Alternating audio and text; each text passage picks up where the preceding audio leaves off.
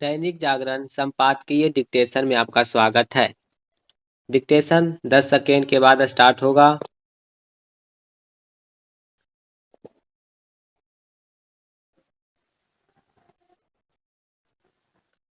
Start. Delhi police की ओर से तमिलनाडु और पश्चिम बंगाल से गिरफ्तार किए गए 8 संदिग्ध आतंकवादियों के बारे में जिस तरह यह जानकारी सामने आई कि वे देश की राजधानी में किसी बड़े हमले की साजिश रच रहे थे, उससे यही पता चलता है कि आतंकी संगठनों का दुस्साहस कम होने का नाम नहीं ले रहा है। तमिलनाडु और बंगाल से जो आतंकी गिरफ्तार किए गए उनमें से अधिकांश बांग्लादेशी हैं, लेकिन वे पाकिस्तानी आतंकी संगठन लश्कर-ए-तैयबा के इशारे पर काम कर रहे थे। उनका हैंडलर बांग्लादेश में बैठा एक कुख्यात कश्मीरी आतंकी बताया जा रहा है। इसका मतलब है कि बांग्लादेशी और पाकिस्तानी आतंकी संगठनों के बीच साठगांठ कायम हो गई है। यह एक नया खतरा है और इससे भारत की चिंता बढ़ जाना स्वाभाविक है।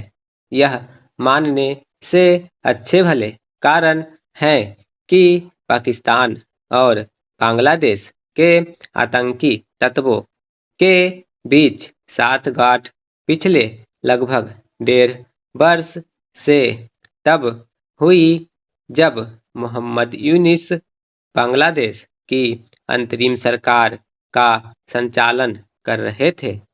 यह किसी से छिपा नहीं कि इस दौरान उन्होंने न केवल अपने देश के भारत विरोधी कट्टरपंथी तत्वों को उस्काने का काम किया, बल्कि पाकिस्तान से संबंध बढ़ाने में भी जुटे रहे। हैरानी नहीं कि इस सबके चलते पाकिस्तानी आतंकी संगठनों के सरगना बांग्लादेश पहुंचे हों। जो भी हो, भारत की सुरक्षा एजेंसियों को सतर्कता बढ़ाने की आवश्यकता है, क्योंकि कश्मीर के बहाने आतंकी तत्वों को बहकाने और उकसाने का काम जारी है।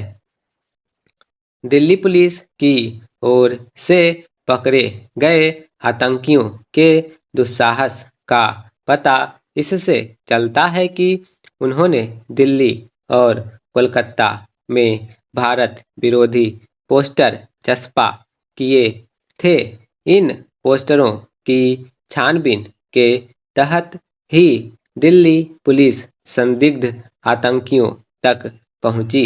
ध्यान रहे कि कुछ महीने पहले दिल्ली में लाल किले के निकट धमाका करने वाले आतंकी के साथियों ने भी इसी तरह श्रीनगर में भारत के खिलाफ पोस्टर लगाए थे। श्रीनगर में लगाए गए पोस्टरों की छानबीन से ही फरीदाबाद के उस आतंकी मॉड्यूल का भंडाफोड़ हुआ था, जिसमें कई डॉक्टर शामिल थे और जिनमें से एक ने घाती हमलावर बनकर लाल किले के निकट कार में विस्फोट किया था।